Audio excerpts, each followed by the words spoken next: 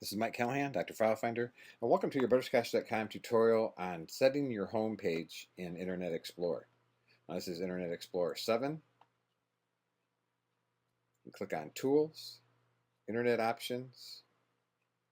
When the dialog comes up, look for the General tab.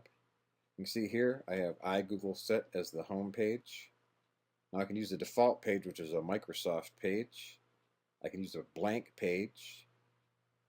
And if I have more than one page loaded, for example, I have iGoogle and Butterscotch.com, and I say use current, it uses the pages that are currently open in the browser.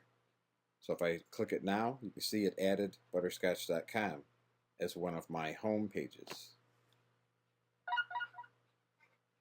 If you have 4 pages open, then you'll have 4 pages as your home page.